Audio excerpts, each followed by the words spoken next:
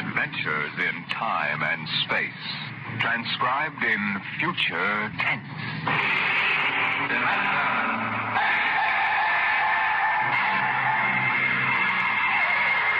On stage tonight, Dimension X.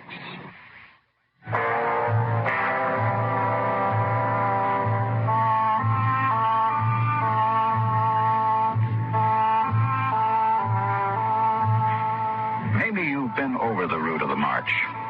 The Cross-Mars Highway runs that way now. From the Calmac Canal on the equator, north to the Highlands, with a water station every 20 miles and a radar pickup and towing service running 24 hours a day. But there wasn't any highway 30 years ago in 97. There was desert. Hot, burning desert. Sands shifting and blowing, piling up around the empty shells of the ruined cities, ancient when man on earth was living in caves. I lived at the edge of the Calmac Canal then with my father. He was a prospector, searching the surrounding desert with sonar probe and Geiger counter, scratching just enough ore from under the Martian sands to pay for our grub stake the next year. I remember he was in the Adamson digger in the North Quadrant when I came running out that day. Dad! There's somebody coming, Dad, across the desert. You sure? I saw them. They're a couple of miles out. How many cars? They're on foot. On foot across the desert? Honest, Dad, I saw them. You sure it wasn't a light reflection off the canal? No, it was dark against the sand. I don't like that. You run back and get the rifles out. I've got to pull the digger into the shed. Is there going to be fighting, I Dad? don't know. Got a whole year's ore piled out back in the bins. They're going to lose it to no claim jumpers. You get back to the shack and break out those rifles. See that they're loaded, you hear? And jump.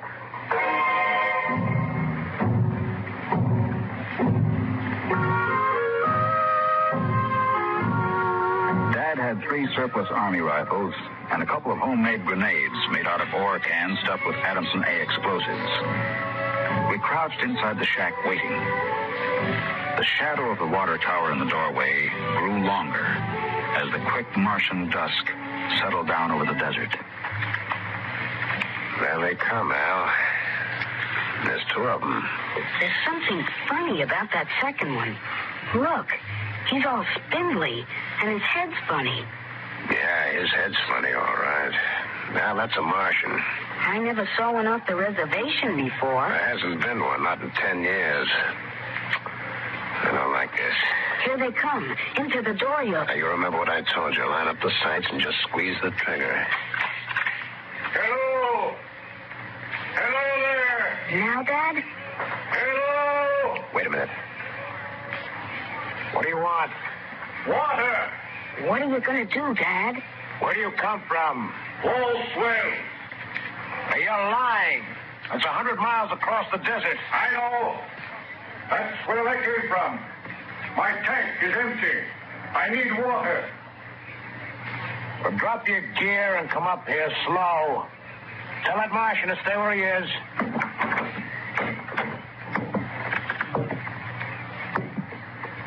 All right, now. Who are you? My name is John. John, eh? What are you doing with that spider? His name is Kantalka. I don't care what his name is. What's a human doing with a Martian? I found him in the dry bed of Calmac Canal, nearly dead of thirst. Probably ran off from the reservation. When our brothers are caged, they seek freedom. Brothers? Those spiders? All living creatures are our brothers, on Mars as on Earth. Oh, wait a minute. Bert Alstrom at False Wells told me there was a screwball hedge bleacher over there hollering about letting the spiders loose off the reservation. Let no man call his life his own. No man or tribe nor nation. I guess that's you, all right. Yeah, Bert told me they called you Crazy John. Oh, well, I don't suppose there's any harm in you. Go on, fill up your tank at the air still. You can even have supper with us. We would be happy to. We? What do you mean, we? Contel Carr and myself. That spider? Oh, no. I ain't having a Martian sitting down to eat with me. Now, you come on, no. Thank you, sir, no.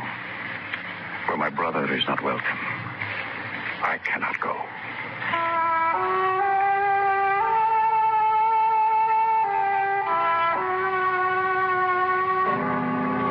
The old man filled his tank at the air still tower, and the Martian went through the ash pile for half-burned fuel brick. When we went in the house for supper, I could see them silhouetted against the fire. The old man with his wild hair and beard, and the thin, spidery arms and legs of the Martian. Dad, What now? were the Martians always on the reservation? Since the Outpost 3 massacre, they have been. What was that? Back before you were born, they lived wild in the mountains up north. Were they fierce? First enough. There's only one place for them spiders. Behind wire. Yeah, it sure is. Out in the dooryard, the campfire flickered at the base of the water tower. The first of the Martian moons had set. The other wouldn't rise for several hours. I could hear the sandpeepers out in the desert as I stood there. The old man and the Martian were sitting on the ground, huddled close to the fire. It gets cold fast on the desert when the sun goes down. Did you, boy? You can come up to the fire if you'd like. My dad wouldn't like it, All right. but I'm not afraid of no spider. No, there's nothing to be afraid of. How come his arms are all skinny? Ask him. Does he talk? Yes, his name is Contel Carr. It is, huh? Hello. Hello, boy. He talks funny. It is not my language. Why isn't he on the reservation? You can get in trouble helping spiders to escape. He is my brother. He was caged. When my brothers were in bondage, I came to them and said, "Lo, the time has come for deliverance." You talk funny, too. Is it true that you want to let all the spiders off the reservation? No man has the right to imprison the innocent. Do they really call you crazy, John? I have been called many things. You really think we ought to let all those old spiders off the reservation? Boy, we die here in the desert. We die in the sun and of the sicknesses you have brought from Earth. That's because Martians are just weak. I bet I could knock you down myself. You could. We are a different people. We have not the strength of muscle of Earthmen. But we will not stay here to die. You won't get off the reservation. The patrol takes care of that, all right. They won't let any stinking old spiders out. Even in the minds of children is planted the poison of evil. How long? How long?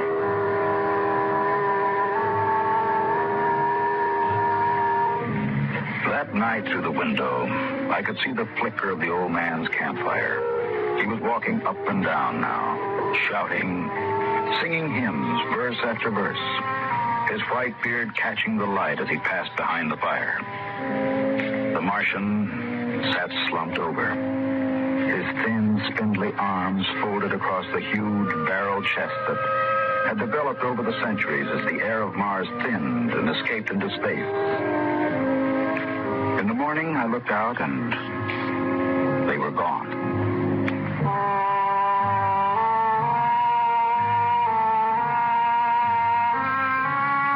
Looking back now, we wonder how they did it. The high voltage wire around the reservation carried a fatal charge. The patrolmen in the tower had 50 caliber machine guns. The desert around the camp was mined heavily. And yet, at dawn, August 7th, 1997, they broke out. I was down at the dried up canal bed hunting sandpeepers when my father came running after me. Here I am. Come on, back to the house. What's the matter, Dad? Now shut up and run. What is it? Spiders busted loose. Bert Ostrom radioed in. They coming here? They're headed this way. Murdering devils. Did they kill anybody? 6 patrolmen when they busted through the wire. I get inside. What are you going to do, Dad? Wire a keg of Adamson A across the gate. You get in there, get the guns out. I got the rifles and shoved a full clip in each one. Then I slipped a primer fuse in homemade grenades and lugged them out on the porch. Dad was running lead wires back to the detonator from a half keg of Adamson A he'd set across the gate. That's set. Give me one of those rifles. Will they be here soon? You can see the dust over the rise. There they are, Dad. There they come. Now, wait a minute. Hold up. I want to get a good shot. Let them get closer. Dad, that's Crazy John up in front. There. He's taller than the spiders. You can see his beard. Yeah, you're right. The renegade rat. Probably helped him break out of the reservation. Now, listen, Al. If anything happens to me, you light out back to the shed. And hide out in the empty ore bins till they go away. You got that? All right, Dad. The spider's shouting something, Dad. That's probably a trick. Get down a little, Al. You're in the way. Yeah, I got him clear now. Right in the head. No, up a little now. I got him. Dad, look out. They've got guns. Down, get down. Dad. Get out, Al. Get out to the shed. But, Dad, you're hit. Go on. Those spiders are going to rush. Get going. I can't leave you. Shut up. Get out of here. You hear? Get out there.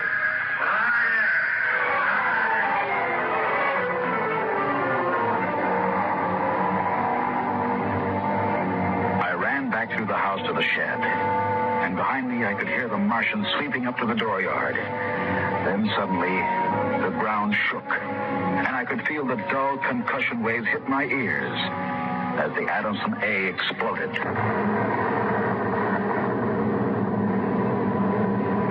I could hear the high whispered screams of the Martians and the rattle of fragments on the metal roof of the shed. I dived into the empty ore bin and slammed the hatch almost shut. I crouched there watching the thin edge of light that filtered through, listening to the brittle tramping of Martian feet on the board floor of our house. The shooting had stopped, and the shouts had died away. I sat there waiting. And then suddenly a shadow fell across the edge of light, and the hatch slid open on top of me. You leave me alone. I'll kill you. Boy, I've been looking for you. Where's my dad? What did you do to my dad? He's dead. You killed him. You and those spiders. You killed my father. Come out of there, boy. You let go of me, you murderer. Come on out. I'll kill you. I'll kill all those stinking murdering spiders. They are our brothers, boy. Your father shot without warning, and the fire was returned against my orders. You did not have to shoot. Our brothers came in peace. They're going home to their mountains. We came to get water for the journey. You mean you just wanted water? You... Dad. Dad. We'll be following soon. We must go. The boy? We'll have to leave him here with water and supplies. No, the Earth Patrol would question him. We need the time. He goes with us. He can't. It's straight across the desert to the mountains. He'll die. John, since the Earthmen came to Mars, the Highlanders have died like the grass in the hot sun. We are going home. One life cannot stop us.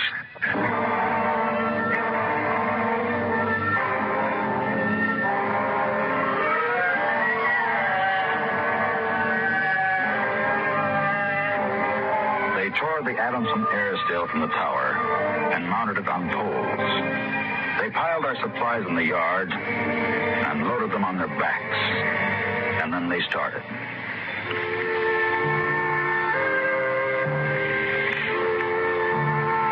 I marched with the old man at the head, and the column stretched out behind us on the desert. Women, children, the sick and the dying, some showing the signs of the diseases that were trivial to the Earthmen, but deadly to the Martians.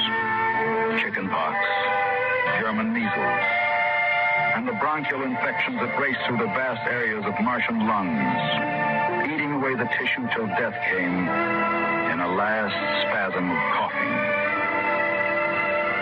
I turned to look back at our house, but the sun was behind us, blinding red. And the old man pulled me around as he marched, his eyes fixed on the horizon where far to the north rose the cool mountains that were the ancient home of the Highlanders.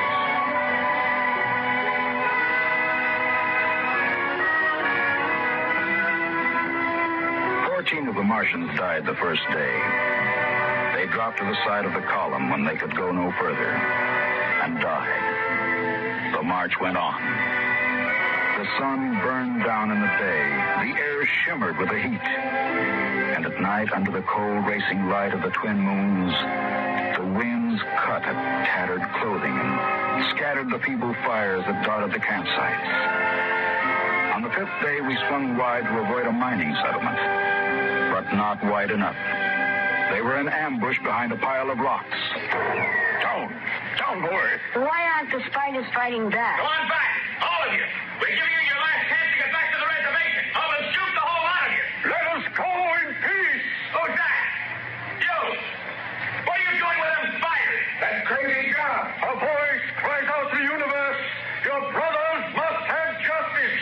We'll give them justice. I shall lead them home. Home to the promised rest. Home to the mountains. March forward. March forward.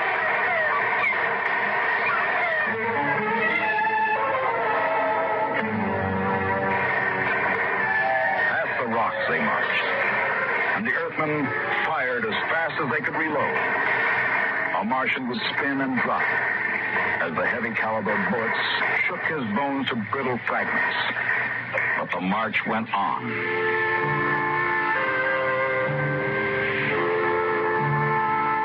We wound across the desert in wild zigzags, following the paths the old man had traveled through the years. Only once a patrol plane hovered on the horizon and then shot away.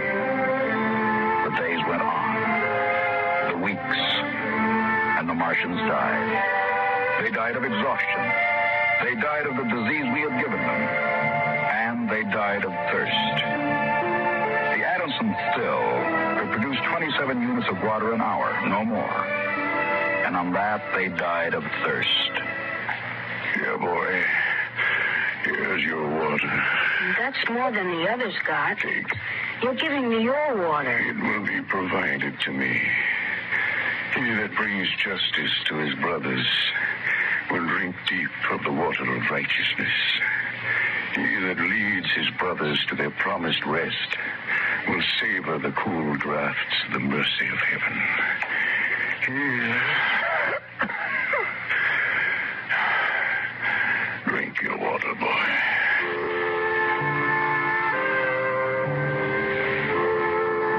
Across the desert, from the Calmac Canal to Fever Dip, past the towering mesas of the Higgins Badlands, across the dry sea bottoms, they marched. On the 54th day of the march, we halted at evening. The air was thinner and colder now. The rations had long since been exhausted. And around the campfires, they cooked the hard, bitter kernels of the dogbush nut that grew on spiny stalks like earth cactus. I lay down to sleep wrapped in the old man's coat. Early in the morning, before sunrise, I woke suddenly. The ground mist that had covered the desert the night before was lifting slowly, and I saw the old man standing by the burned-out fire, the vapor swirling around his legs, and the cold light of the false dawn edging his wild beard. Go back to sleep, boy. I can't. The end is near. I've led them through the wilderness, dry shod across the seas. And before us lie the mountains. It's over. We're there. I have led them home. And I must go back to the desert. You mean alone? Now, even now, I hear a voice in the wind. Carry the message to the men of Earth. Bring to this new world the message of the old. All beings created in the universe are my brothers. And he that harms my brother harms me. Goodbye, boy. You'll be safe now.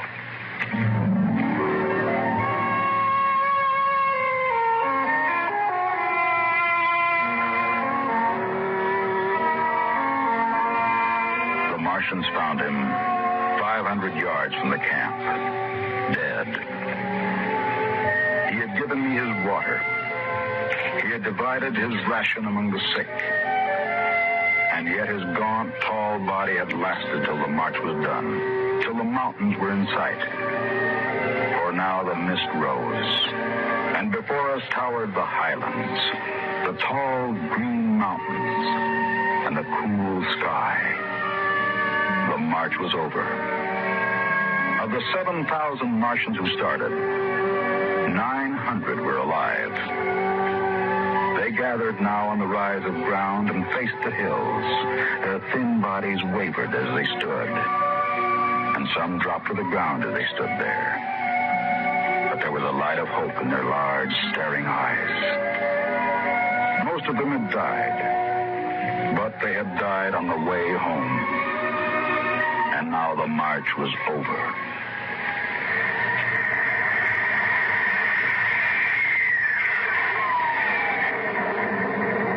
Patrol planes were spotted on the horizon, and within 10 minutes, they had landed.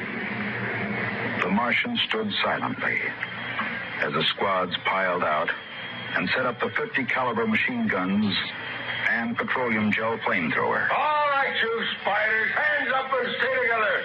Gather in a bunch and don't try anything. Sergeant. Yes, sir. Shoot the first spider that moves and shoot to kill. All right, come on. Where's the boy? There was a boy reported. Here I am. You all right, kid? They didn't hurt you? No, I'm all right. John gave me his water ration. Oh, the leader, eh? I've got a warrant for him. Where is he? There. He's dead. Oh.